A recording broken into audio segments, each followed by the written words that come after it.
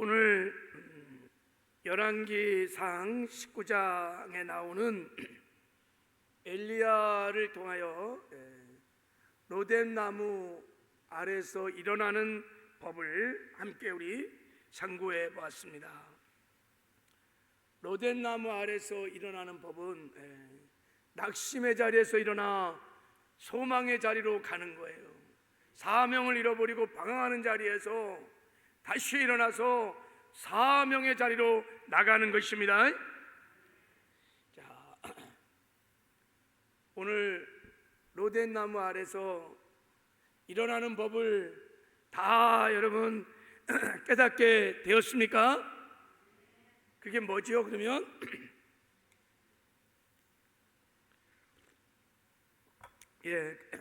그래서 설교를 지속 반복하는 게 중요하다는 생각을 이제 하게 됩니다. 왜 엘리야가 낙심했을까? 왜 엘리야가 로뎀나무 아래 주저앉았을까? 그리고 어떻게 해서 주저앉았던 엘리야가 다시 일어났는가? 사명의 자리로 나갔는가? 그것은 지금 엘리야가 처한 자기 삶의 정황, 위기의 상황, 문제 상황을 육신의 눈으로 바라보고 자기 생각으로 해석할 때 엘리야는 낙심했어요. 절망했습니다. 사명을 잃어버렸어요. 지금의 상황이 죽을 상황이라고, 망할 상황이라고 그렇게 부정적으로 자기 생각으로 해석했기 때문인 것입니다. 그 해석을 하는 순간 엘리야의 태도는 도망가는 거예요. 로뎀나무 밑에 주저앉는 거예요. 사명을 잃어버리는 거였어요. 그리고 주저앉아서 하나님 끝장입니다. 끝났습니다. 이 민족에 소망이 없습니다. 나도 지쳤습니다. 이렇게 넋두리를 하며 주저앉을 수밖에 없었던 것입니다. 이런 엘리야가 어떻게 회복이 되었는가?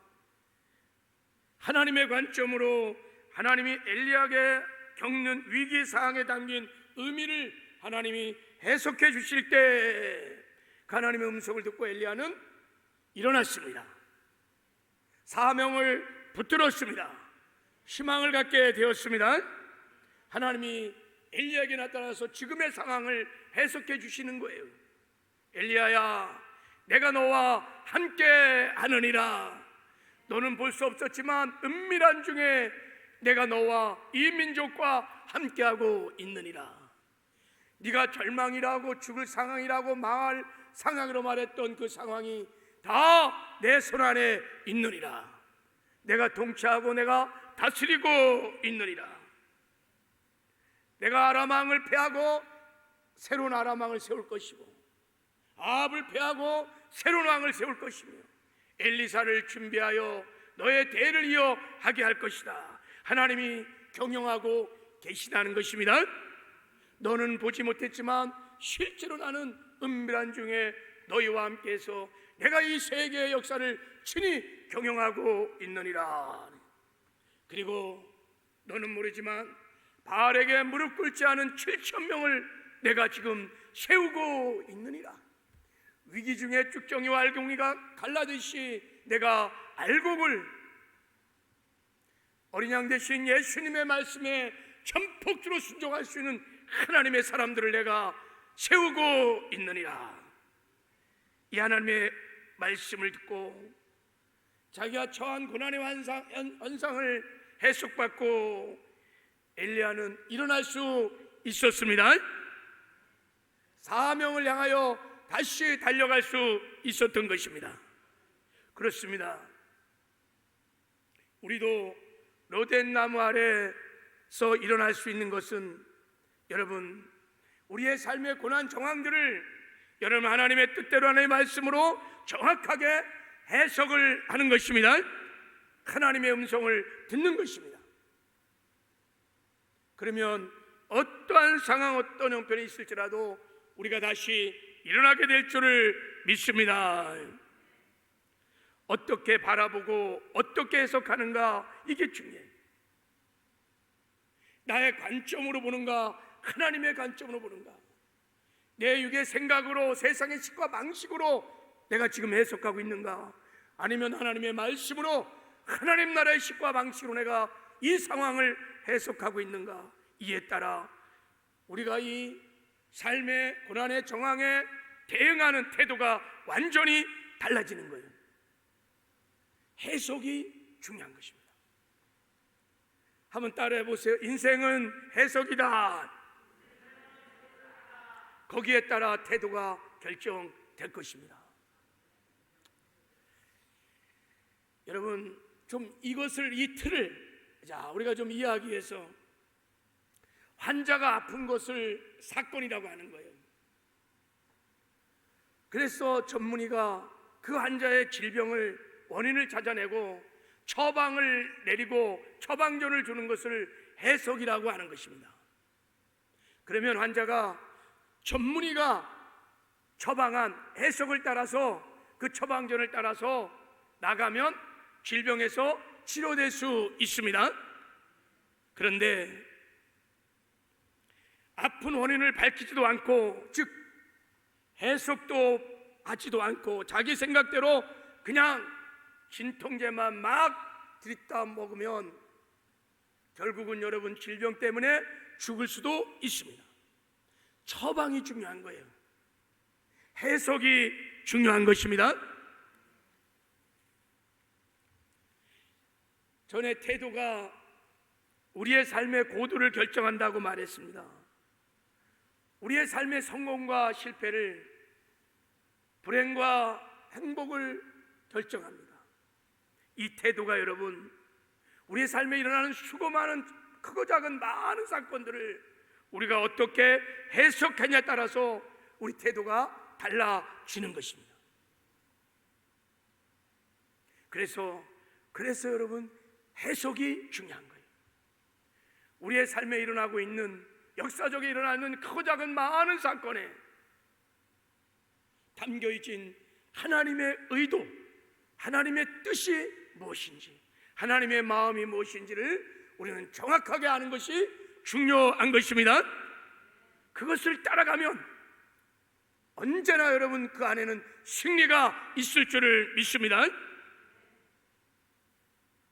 성경에는 여러분, 모든 사건에서 로덴나무 아래 주저졌던 사람들이 거기서 일어날 수 있었던 비결은 이틀이, 지금 제가 말했던 다 이틀 안에서 그들이 하나님의 뜻을 깨닫고 그 뜻을 붙들고 나가기 때문에 승리가 있었던 것입니다. 대하 20장을 보면 유다왕, 신실했던 여호사밧 왕 이야기가 나옵니다. 여호사밧 왕 때 모압, 암몬, 그리고 마온 사람들이 연합을 이루어 저 바다의 모래알처럼 대군이 쳐들어왔어요. 여호사밧 통치 기간에 가장 큰 위기가 왔습니다. 그런데 놀라운 것은 역대상 하 20장을 읽어보면 유다왕 여호사밧은 낙심했거나 절망하지 않았습니다. 원망불평도 하지 않았습니다. 그리고요, 대군이 쳐들어오면 보통 임금들은 어떻게 하느냐, 큰 임금이 오면 타협을 하든지 협상을 하든지 조공을 바치든지 아니면 죽기 살기로 싸우든지 아니면 흰깃발을 들든지 뭔가 대책을 세우며 대응합니다. 근데 여호사밧은 전혀 대응하지 않아요. 자기 생각으로, 자기의 뜻대로 이 상황을 해석하지 않는다는 거예요. 여호사밧은 바로 성전에 나가서 하나님께 기도합니다. 하나님의 뜻을 구합니다. 그는 이렇게 기도합니다. 하나님, 우리를 치러 오는 이 큰 무리를 우리가 대적할 능력도 없고 어떻게 할 줄도 알지 못하였고 오직 주만 바라보나이다. 어떻게 할 줄을 내가 알지 못하고 오직 주만 바라보나이다. 무슨 말입니까? 어떻게 할 줄을, 왕이 왜 어떻게 할 줄 모릅니까? 여호사밧이 벗어 그 전에 전쟁도 있었고 여호사밧 이 통치 기간에는 강력한, 사실은 유다 왕국에서 굉장히 강력한 때였습니다. 싸울 수 있었습니다. 대적할 수도 있었습니다.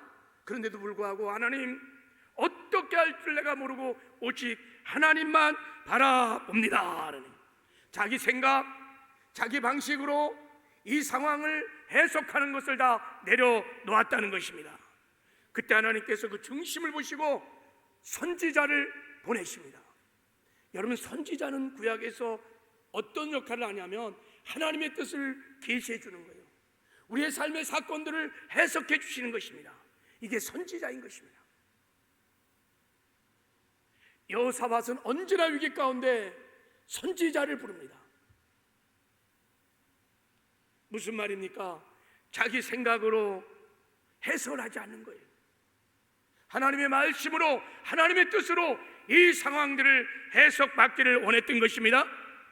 그래서 하나님께서 선지자를 보내셔서 지금 여호사밧과 유다가 겪고 있는 위기 사건에 담긴 하나님의 뜻, 하나님의 의미를 가르쳐 주시는 거예요. 여호사밧아, 두려워하지 마라. 이 전쟁은 너에게 속한 것이 아니요 하나님께 속한 것이니라. 내가 이 악한 이방 족속들을 다 진멸하기를 원하노라. 그러니 내일 너희가 적군을 향해 나갈 때 찬양을 부르며 나가라. 내가 너희와 함께 하리라. 이 고난의 위기에 대한 해석을 딱 받는 순간 전쟁은 이미 끝난 거예요. 이제부터는 믿음으로 반응하면 되는 것입니다. 그때는 사람 보면 안 돼요. 환경 보면 안 돼요. 하나님이 가르친 말씀을 들고 믿음으로 돌파해 나가면 하나님께서 그때부터 역사하기 시작하는 것입니다. 하나님이 복병을 돼서 모래알처럼 밀려왔던 그 엄청난 대군들을 그냥 한 단칼에 그냥 날려버리는 여호와 니시의 보라가 골짜기의 큰 승리를 베풀어 주신 것입니다. 언제나 여호와 니시의 승리는 이렇게 일어나는 것입니다. 여호사밧 왕은요, 로덴나무 아래서 일어나는 법을 정확하게 알고 있었습니다. 이제 우리 이런 틀을 가지고 지금 우리가 직면한 코로나19 바이러스 이 재앙을 한번 우리가 어떻게 해석해 볼 것인가, 이게 중요한 거예요. 내가 이 코로나 바이러스의 재앙을 어떻게 바라보고 어떻게 해석에 따라서 우리의 태도가, 여기에 대처하는 우리 태도가 다 다를 것입니다. 그래서 말씀드렸죠. 우리의 생각으로, 세상의 식과 방식으로만 대처하면 여러분, 우리에게 승리가 없습니다. 하나님의 말씀으로 여러분, 우리가 이 코로나 바이러스의 재앙을 해석하고 그리고 하나님의 뜻대로 우리가 믿음으로 반응, 대처해야 될 줄을 믿습니다. 주님께 물으면 코로나 바이러스의 대재앙은, 세계적인 대재앙은 주님께서 말씀하셨습니다. 그것은 종말론적인 재앙이라고 말씀하신 것입니다. 단순히 코로나가 이렇게 확산돼 갖고 우리가 방역 수칙을 철저히 지키고 그리고 예방을 해야 합니다. 우리가 여러분 여기서 그냥 끝나버리면, 믿는 사람이 여기서 끝나버리면 우리는 계속해서 여러분 이 코로나가 종식되기 전까지 계속해서 로덴나무 안에 주저앉게 될 것입니다. 그리고 우리가 사명을 감당하지 못할 것입니다. 그래서 말씀이 하나님이 해석해 준 대로 그렇구나, 곳곳에서 큰 지진과 기근과 전염병이 있겠고 이것이 주님이 마지막 주님의 재림의 징조라고 하셨으면 우리가 믿음으로 받아들이는 것입니다. 그렇구나, 지금은 마지막 때 주님의 재림이 아주 임박한 때구나 하고 때에 대한 인식, 하나님의 카이로스라는 때에 대한 인식을 해야 될 줄을 믿습니다. 그리고 깨어나야 됩니다. 진리의 무지의 잠 속에서, 죄악의 무지의 그 죄악의 잠 속에서 깨어나야 됩니다. 이게 코로나 바이러스의 재앙을 바르게 해석한 성도들의 태도인 것입니다. 그리고 실제로 마라나타 주 예수 오시옵소서, 주님의 재림을 소망하는 그 소망을 붙들고 실제로 구체적으로 신랑 되신 예수님을 우리가 준비하는 신부 단장들을 해야 될 줄을 믿습니다. 죄와 구별된 거룩한 삶을 살아야 합니다. 지금은 여러분 우리가 거룩함이 능력인 것입니다. 하나님께 날마다 회개의 영을 구하여 하나님의 부어주시는 회개의 영을 통하여 철저하게 통해 자복하고 회개하며 죄의 길에서 떠나야 하는 것입니다. 거룩한 삶을 살아야 돼요. 하나님의 말씀을 지켜가는 의의 삶을 살아야 합니다. 그래서 깨끗하고 여러분 빛나는 세마포로 우리를 단장해야 될 줄을 믿습니다. 그리고 여러분 지금은 주저앉을 때가 아닙니다. 은혜의 때, 구원의 때가 이제 여러분 닫혀 이제 곧 끝날 것입니다. 지금이 여러분 구원을 받을 때요, 지금이 은혜를 받을 때인 것입니다. 주님 다시 오시면 전도하고 싶어도 전도 못해요. 구원받고 싶어도 구원받지 않아요. 이럴 때 여러분 깨어서 우리가 로덴나무 아래서 일어나서 이 피 묻은 복음을 전해서 죽어가는 영혼들을 살려야 될 줄을 믿습니다. 때를 넣든지 못 얻든지 지금 교회가 일어나야 합니다. 그냥 로덴나무 아래 주저앉아 있으면 아무 일도 못합니다. 말하죠. 이 코로나 바이러스로 인해서 전도의 문도 닫히고 세상 사람들의 마음도 다 닫혀서 지금 목사님 전도가 안 됩니다. 어떻게 이런 식의 전도를 하려고 합니까? 아니요, 그게 미혹이고 그게 여러분 마귀의 괴계인 거예요. 이럴 때 우리는 일어나야 될 줄을 믿습니다. 지금이 여러분 생명을 살릴 때요, 우리가 이 복음을 전해야 될 줄 믿습니다. 그리고 선지자의 역할을 감당해야 합니다. 세상 사람은 몰라요. 이 코로나 바이러스가 왜 세계적으로 팬데믹에 이런 역사가 일어나고 있는지 해석해 줘야 돼요. 우리가 전해줘야 합니다. 이것이 종말론적인 재앙이며 이제 예수님께서 다시 이 땅에 오신다는 이 기쁜 소식을 전하셔야 합니다. 그리고 복음을 전해서 그들도 다 예수를 믿고 구원받고 다시 오실 예수 그리스도를 준비할 수 있도록 준비시켜야 될 줄을 믿습니다. 사명을 우리가 감당할 때인 것입니다. 이런 은혜가 우리 모두에게 있기를 주님의 이름으로 축복합니다. 자, 제가 오늘 이제 좀 함께 나누고 싶은 것은 두 번째, 이 코로나 바이러스를 대처하는 정부 당국의 지침들이 있어요. 여기에 대해서 우리 믿는 사람들은 어떻게 반응해야 하는 거예요? 우리는 어떤 태도를 취해야 하는 거예요?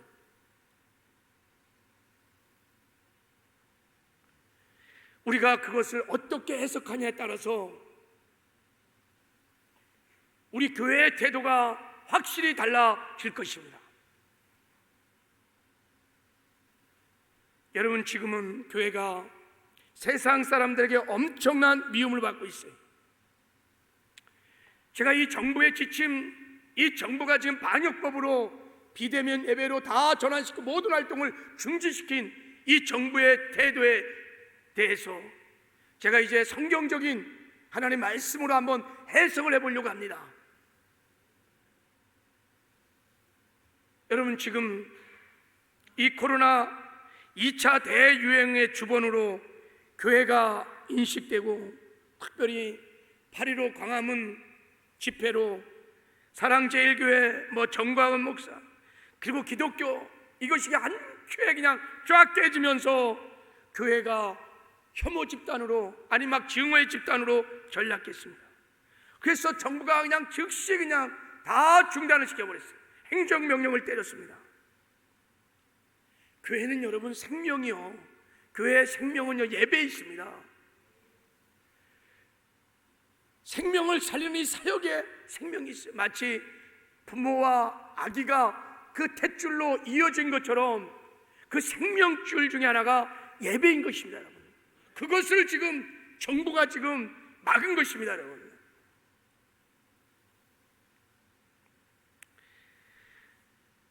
직장에서도 사회에서도 교회 가지 마라, 교회 가지 마라, 온통 여러분 다 그렇게 지금 금지명을 내고 있습니다. 세상 사람들이 교회가 코로나의 재확산의 주범이라고 생각하기 때문인 것입니다. 그래서 미워하고 증오하고 다 전대모도 다쳤고, 그리고 세상 사람들의 마음이 다쳤기 때문에 복음을 전해도 여러분 참 힘든 거예요. 그래서 왜 이런 일이 나고 있는 것입니까? 왜 이런 일이, 왜 교회가 이렇게 혐오의 대상으로 미움을 받고 있는 것입니까? 성경은 말합니다. 마지막 때가 되면 교회들이 모든 민족 가운데 미움을 받는다고 말합니다. 마태복음 24장 9절에 주님께서 종말의 징조 하나로 내 이름 때문에 모든 민족에게 미움을 받으리라 그랬어요. 예수님을 믿는다는 이유 하나로 모든 민족 가운데 미움을 받는 거예요. 모든 민족에 미움을 받는 거예요. 세상 사람들이 마치 단합이라는 듯이 교회를 핍박하고 교회를 미워하는 때가 온다는 거예요. 그게 마지막 때라는 거예요. 무릇 그리스도 예수 안에서 경건하게 살고자 하는 자는 박해를 받으리라고 말하고 있습니다.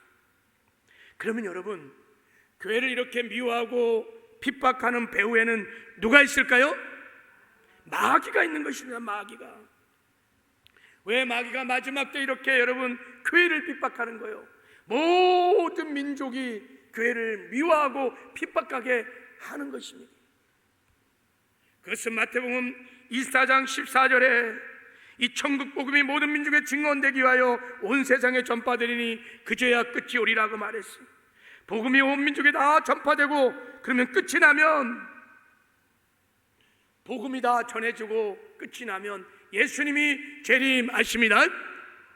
그러면 예수님이 재림하면 마귀도 끝나는 거예요. 여러분, 마귀도 이제 끝나는 거예요. 재림과 함께.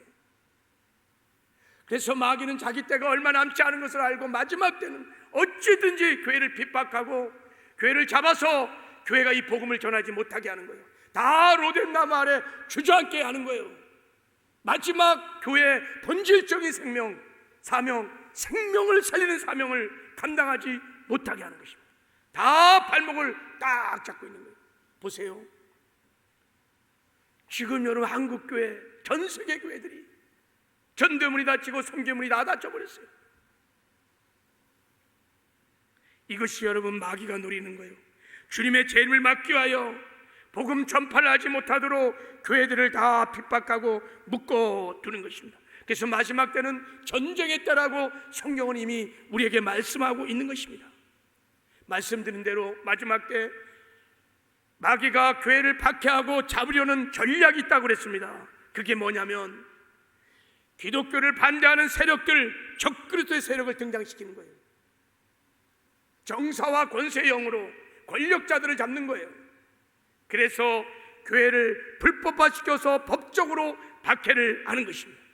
그게 다니엘서 7장 25절에 나와 있어요. 마지막 때가 되면 지극히 높으신 이를 말로 대적하고 지극히 높으신 이의 성도들을 괴롭게 하는데 어떻게 하느냐? 때를 연기시켜서 법을 고쳐서 핍박을 한다는 거예요. 하나님의 카이로스, 하나님의 재림의 때를 연장시키려고, 그리고 법을 만든다는 거예요. 하나님이 정하신 인류의 근간이 되는 법들을 다 바꿔버리는 것입니다.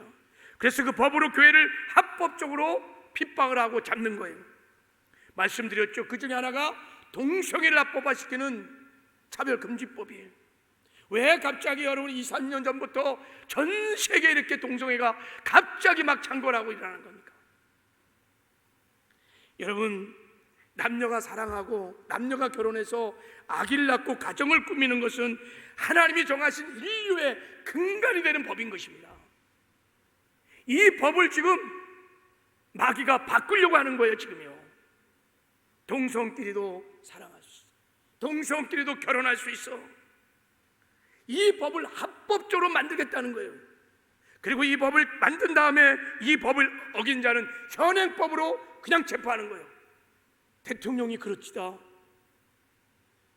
현행법으로 체포하라. 누구를 타겟으로? 교회를 향하여 말한 것입니다. 현행법으로 체포해보라. 여러분, 이 차별금지법이 동성애가 합법된 이 법을 딱 만들고 나면 가장 반대하는 세력이, 반대하는 사람이 누굴까요? 교회인 것입니다. 교회. 우리는 압니다. 동성애가 죄임을 압니다. 남녀가 결혼하여 가정을 이루는 것이 하나님이 정하신 법인 것을 우리는 잘 알고 있습니다. 그러므로 우리는 이 법을 찬성할 수 없습니다. 결국 이 법 앞에 기독교는 불법단체가 되는 것입니다. 합법적으로 잡아들일 수 있습니다. 이제부터 이런 법을 계속 막고 있습니다. 낙태법도 마찬가지. 올해 안으로 여러분 낙태법이 개정되어야 됩니다. 작년에 이미 헌법위원회에서 낙태법이 우리 헌법과 맞지 않는다고, 낙태가 이제 죄가 아니라는 거예요. 여러분 성경은 분명히 말합니다. 10계명에 6계명에 살인하지 말라. 낙태는 죄인 것입니다. 그것이 죄가 아니라는 법을 딱 만들어 놓으면 우리가 여러분 반대하고 제가 그런 설교하면 다 잡아갈 수 있는 거예요. 현행법을 어기는 거예요. 지난주 18일 공식으로 정부가 모든 교회에게 행정명령을 내렸습니다. 방역법을 가지고 모든 예배를 비대면으로 전환해라. 정규 예배 외 모든 종교활동을 다 멈춰라. 만약에 이 방역법을 어기면 벌금 300만 원, 책임자 처벌, 교회 폐쇄. 대통령이 직접 나타나서 이 방역법을 거스르면 현행법으로 체포하라. 법무장관이 법정 최고형으로 다스리겠다 그랬어요. 이 방역법을 거스르면. 그리고 주 타켓이 교회입니다. 왜 이렇게 교회를 과도하게 탄압을 하는 거예요? 이번 코로나 2차 대확산의 주범이 교회라고 생각합니다. 특별히 말씀드린 대로 8.15 광화문 집회, 거기 참여했던 사랑제일교회, 그리고 기독교.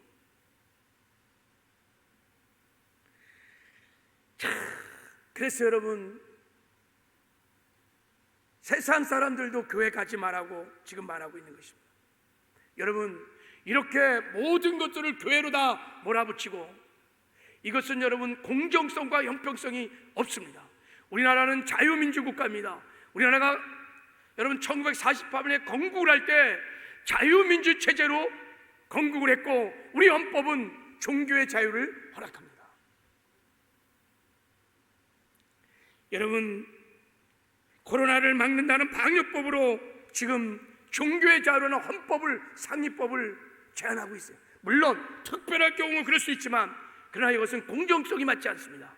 아니, 몇몇 교회에서 코로나가 확정이 됐다 할지라도 어떻게 6만 교회를 한꺼번에 싸잡아서 다 중지 명령을 내릴 수 있습니까? 카페라든지 식당이 만약에 그러면 다 전국 카페를 다 해야 되지 않겠습니까? 논리가 그렇다면. 근데 왜 유독 교회만 자그마치 6만 교회가 있습니다. 6만 교회를 한순간에 그냥 다 행정명령으로 올수도시킨 것입니다. 이거는 형평성도 안 맞습니다. 공정성도 없습니다. 사실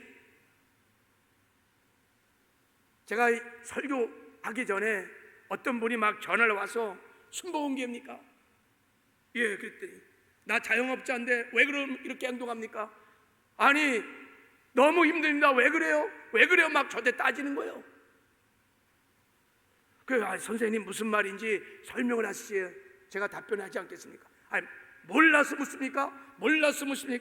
8.15 광화문 모이지 말하는데 왜 모여갖고 이렇게 우리 자영업자인 나를 이렇게 못 살게 합니까? 제가 설교하지 우리 사모와 같이 듣다가 왔어요. 8.15 광화문 집회, 예수 믿는 자들의 모임, 모이지 말라 했더니 교회들이 다 모였다는 거예요. 여러분, 8.15 광화문 집회는 여러분 기독교인들의 모임이 아니었습니다. 물론 일부 사랑제일교회 성도도 갔다고 그랬지만 다른 종교도 모였고 범국민 집회였습니다. 그리고 요즘 팩트 그러는데 사실을 얘기해 보면 이 광화문 집회를 통해서 코로나가 제2로 확산됐다고 지금 막 난리잖아요. 정부와 여론들이 막. 그리고 그 중심에 교회가 있다고 지금 말하고 있잖아요. 실제 여러분 14일 날 85명이 확진됐고 15일 날 155명이 확진됐고 16일 날 267명이 확진되면서 대폭발했다고 말했습니다. 잘 아시는 것처럼 코로나는 잠복기가 최소한 5.5일입니다.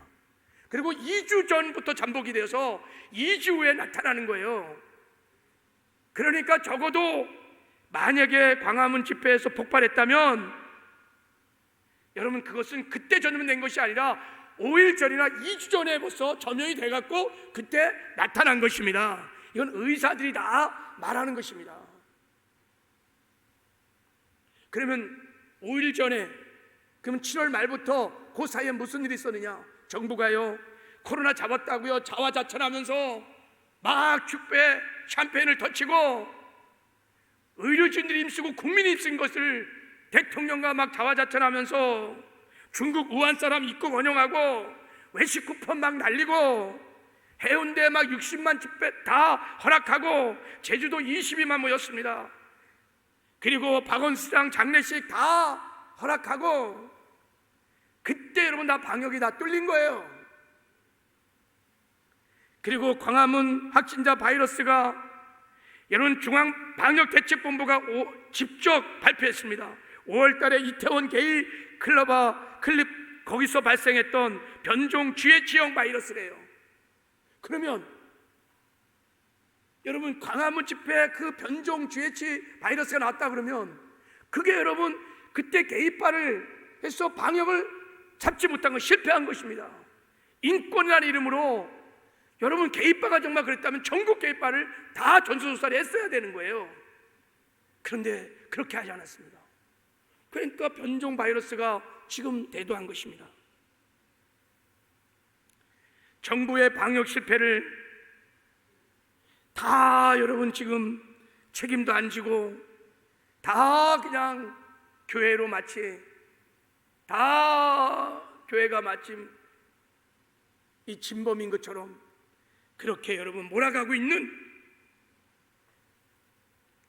이 상황들을 여러분 우리가 어떻게 해석해야 되냐? 거기에는 여러분 말씀드린 대로 배후의 마귀의 괴계가 있는 것입니다. 법을 만들어 불법화시키고 교회를 핍박하려고, 그리고 교회를 로된 나무 아래 주저앉게 하시려고, 사명을 감당하지 못하게 하려고 하는 마귀의 무서운 괴계가 있는 줄 믿습니다. 그걸 에베소 6장에서는 정사와 권세형이라고 그래서 말한 것입니다. 우리의 싸움은 혈과 육에 대한 싸움이 아니라 정사와 권세와 세상에 있는 악한 어둠의 영이니라. 이 정사와 권세의 영이 무엇입니까? 정부, 거버먼트의 영입니다. 권력자들을 통해서 배후의 역사는 어둠의 영들인 것입니다. 대통령과 정부들도 미혹되어서 미혹될 빌미가 있었겠죠. 그래서 여러분 이렇게 교회를 핍박하고 이렇게 과도하게 여러분 교회 행정명령을 내려서 모든 것을 올수시키고 교회를 그냥 로된 나무 아래 주저앉게 한 것입니다. 여러분 우리가 이제 분별해야 될 줄을 믿습니다. 그냥 세상의 식과 방식으로 해석한 대로 그대로 따라가면 안 됩니다. 하나님의 말씀으로 해석해보고 하나님의 음성을 들어봐야 되는 것입니다. 할렐루야.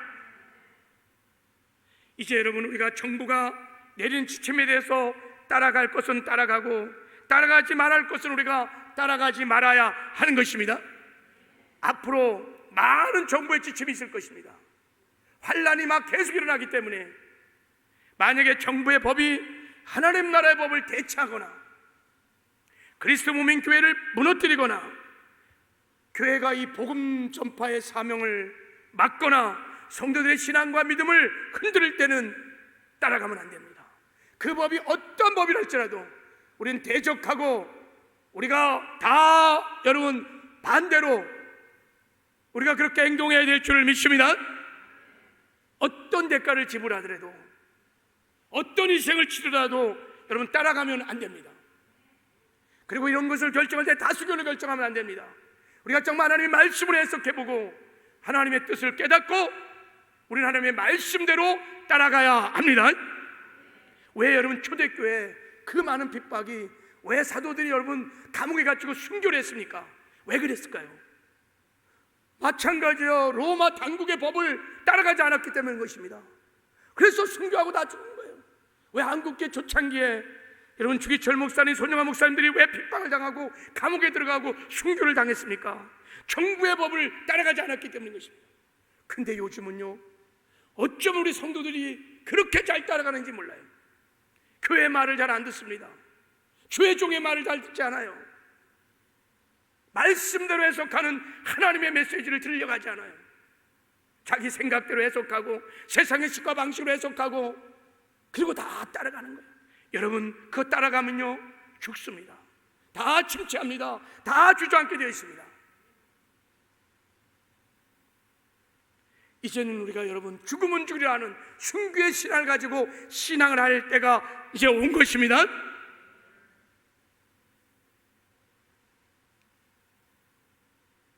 지금은 여러분 마지막 때를 살아가기 때문에 진짜 분별을 잘 하셔야 합니다. 교회 머리 되신 주님의 음성을 따라 성령의 인도하심을 받아야 교회가 살아나고 교회가 끝까지 사명을 감당하게 될 것입니다. 세상 따라가면 안 됩니다. 세상의 식과 방식을 따라가면 안 됩니다. 그러면 다 거기는 약속이 없어요. 보장이 없습니다. 승리할 수 있다는 보장이 없습니다. 그러므로 깨어 기도하면서 위기가 몰릴 때마다 우리가 함께 기도하며 머리 되신 주님의 음성을 들어야 될 줄 믿습니다. 그리고 말씀을 깊이 묵상하고 말씀으로 이 위기의 상황들을 해석해 내야 됩니다. 그리고 그 법을 하나님의 말씀을 따라가면 반드시 하나님께서 이기게 하실 줄 믿습니다. 말씀드렸죠. 이제 곧 정부가 우리에게 짐승의 표를 받으려고 요구하는 때도 있을 것입니다. 합법화되어서 법을 만들어서 다 짐승의 표를 받을 것인가 안 받을 것을 결정하는 무시무시한 시대도 오게 될 것입니다. 그 표를 안 받으면 매매가 안 돼요. 신용카드가 없는 시대 이제 매매가 안 돼요. 그래서 사람들이 그 법을 따라서 짐승의 표를 받으면 믿음도 잃어버리고 배도가 일어나고 죽게 될 거예요. 지금 세상은 그렇게 가고 있어요. 제가 보기에는 지금 하나님 우리를 훈련시키고 있는 거예요. 우리의 생각을 따라 세상의 식과 방식을 따라 갈 것인가 아니면 하나님의 말씀을 따라 갈 것인가를 훈련하고 있는 것입니다. 그때마다 우리가 깨어서 분별하며 하나님의 말씀을 따라 하나님의 인도하심을 받고 나가야 될 줄을 믿습니다. 특별히 여러분 주의 종들이 깨어 기도하도록 기도하셔야 합니다. 우리 증직들이 깨어 기도하도록 기도하셔야 합니다. 우리가 성령의 인도를 잘 받아야 합니다. 그래야 살 수 있습니다. 말씀을 맺겠습니다. 이제 마지막 때를 우리가 살아가고 더 많은 환난들이 성경을 보면 있습니다. 그런 면에서 미래는 이 말씀을 가지고 해석해 보면 밝지는 않아요. 더 큰 환난들이 인간의 힘으로는 감당하지 못하는 많은 환난들이 밀려올 것입니다. 여러분 그럴 때마다 오늘 하나님께서 엘리야에게 말씀하신 음성을 우리가 늘 명심해요. 엘리야야 내가 너희와 함께 하느니라. 그리고 이 모든 상황이 내 손 안에 있느니라. 그리고 여러분 그 하나님만 바라보고 현실 바라보고 인생 바라보고 낙심하고 절망하고 로덴나무 안에 주저하지 말고 그 주님 바라보고 그 주님 주시는 말씀을 따라 믿음으로 반응하고 믿음으로 나가야 될 줄을 믿습니다. 그럼 반드시 이기게 될 것입니다. 하나님이 지켜주십니다. 우리 생명의 길로 인도해 주십니다. 그리고 이 땅에 사는 동안에 영육의 피로들과 하나님이 반드시 공급해 주십니다. 하나님의 신실한 약속을 믿고 오직 지금부터 의인은 믿음으로 살며 산다고 그랬으니 믿음으로 사는 훈련들을 믿음으로 사는 삶을 사시기를 주님의 이름으로 축복합니다.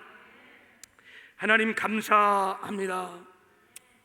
오늘 우리 열왕기상 19장의 말씀을 통하여 마지막 때 로덴나무 아래 주저앉았던 우리가 어떻게 이 낙심의 자리에서 소망의 자리로 사명의 자리로 일어나 달려나갈 수 있는 법을 가르쳐 주신 것을 감사합니다. 이제 아버지 안에 눈을 열어 우리 생각으로 하나님 상황들을 해석하고 판단하지 않게 하여 주시고 하나님의 말씀으로 하나님의 뜻으로 상황들을 해석하게 하는 은혜가 있게 하여 주시옵소서. 그리고 오직 말씀을 들고 말씀으로 순종하며 믿음으로 반응하는 큰 은혜가 있게 하여 주시어서 우리의 삶의 여호와 니스의 승리가 따르게 하여 주시옵소서. 함께 하시는 것 감사하고 예수님의 이름으로 축복하며 기도했습니다.